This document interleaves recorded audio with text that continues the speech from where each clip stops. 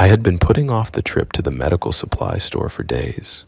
There's something uniquely humbling about walking into a place that smells faintly of disinfectant and latex, knowing exactly what you need but hoping no one else does. Yet, here I was, standing outside the sliding glass doors, mentally preparing myself for the task at hand. It wasn't my first time buying diapers, but the familiarity didn't make it easier. The store clerk gave me a polite nod as I entered, her smile overly cheerful in the way that suggested she was either exceptionally good at customer service or desperately bored. I made my way down the aisles, trying to act casual, as though I might just be browsing for fun. Then I saw them, my usual brand, tucked away on the bottom shelf, as though the manufacturer knew these weren't items people wanted to proudly display in their carts. As I reached down to grab a package, I heard a voice behind me. "Hi there. Excuse me, is that the last one?" I turned and saw a young woman, probably in her mid-20s, with a bright smile and a cart full of unrelated items.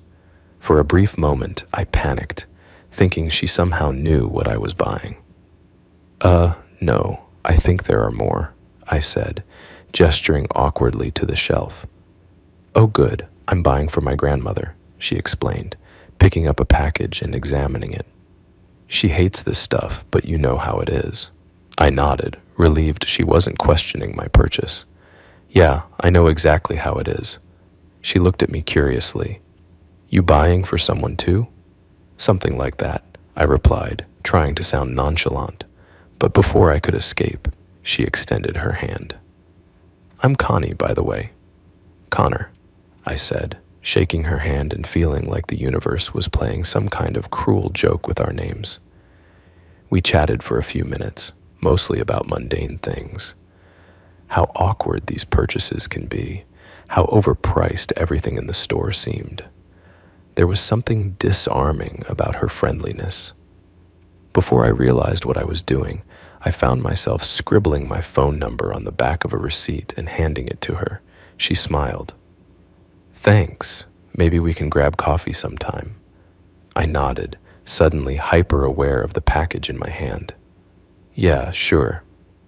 After Connie wandered off, I decided I couldn't risk running into her again. I paid quickly, avoiding eye contact with the clerk, and headed straight to the local Chinese restaurant for lunch. The lunch special was comfortingly predictable: egg drop soup, fried rice, and General Tso's chicken. I ate slowly, savoring the normalcy of the moment. For a while, I managed to forget about my purchase. When I got home, I unpacked my supplies, shoved them into the back of the closet, and flopped onto the couch. My phone sat on the coffee table, almost taunting me. Should I call Connie? Wasn't there some unwritten rule about waiting at least 24 hours? Eventually, curiosity won out, and I dialed her number. "Hey, Connor," she answered brightly, as though she'd been expecting my call. "What's up?" "Not much," I said, suddenly feeling awkward. "I was just wondering if you'd like to grab dinner sometime." "Sure, how about tomorrow night?" We settled on a steakhouse nearby, and I spent the rest of the evening alternating between excitement and mild panic. The next day, I spent an unreasonable amount of time debating what to wear before finally settling on a button-down shirt and jeans that didn't look too worn. Dinner was, to my surprise, delightful. Connie was easy to talk to, and we spent most of the meal laughing about everything from childhood mishaps to the absurdity of adulthood. At one point, she mentioned that she used to be a nurse, but now worked in sales for a medical supply company. "I recommend products to stores like the one we were at yesterday," she explained. "It's personal to me, I guess." "Personal how?" I asked, curious. She hesitated for a moment, then shrugged. "Just personal."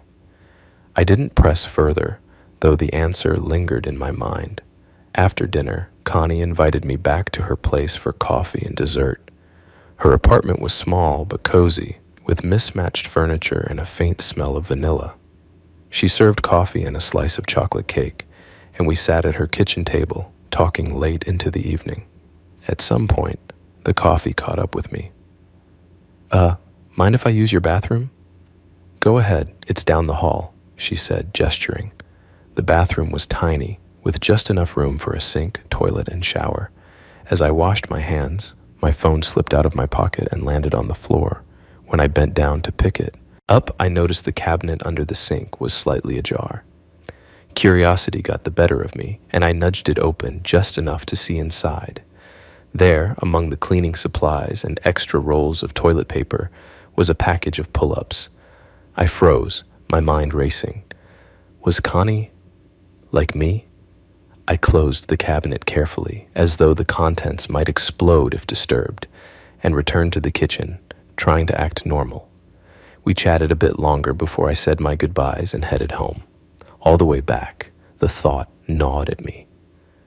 Could Connie really understand what it's like? Or was it just a coincidence? Either way, I couldn't deny the flicker of hope that maybe, just maybe, I wasn't as alone in this as I thought. The next morning, I found myself replaying the entire evening in my head. Over coffee, Connie had been so open about her work, yet so vague about why it was personal to her.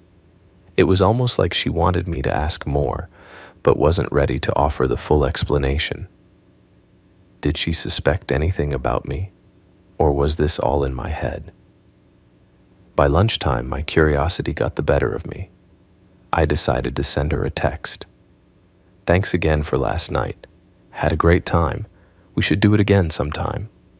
Her reply was almost instant. I'd love that. Let's plan something soon. Maybe coffee next time? Coffee seemed safe enough, though part of me worried that the caffeine might lead to another awkward bathroom situation. Still, I agreed, and we set a date for the following week. The days leading up to it felt like a bizarre mix of excitement and dread. On one hand, I couldn't wait to see her again. On the other, I couldn't shake the memory of that cabinet. When the day finally came, I arrived at the cafe a few minutes early. Connie showed up right on time, wearing a casual outfit that somehow made her look effortlessly put together. We ordered our drinks, decaf for me this time, and found a cozy corner table. The conversation flowed easily, just like it had at dinner. Connie had a way of making even the most mundane topics feel interesting. We talked about books, movies, and our favorite childhood snacks. But as the afternoon went on, I noticed her glancing at me occasionally, like she was trying to decide something. Finally, she leaned forward slightly, lowering her voice. Can I ask you something kind of personal? My heart skipped a beat. Sure. She hesitated, then smiled nervously. Do you ever feel like people don't understand what it's like to deal with something embarrassing? Like something you have to hide because you're afraid of what they'll think? Her question hit me harder than I expected. I nodded slowly. Yeah, all the time. She relaxed a little, her smile turning more genuine. Me too. It's why I care so much about my job. I know how much these products can help people, even if they're hard to talk about. For the first time, I felt like we were really connecting, not just as two people who enjoyed each other's company, but as two people who understood something unspoken about each other. It was both terrifying and comforting. After we finished our coffee, Connie suggested a walk in the park.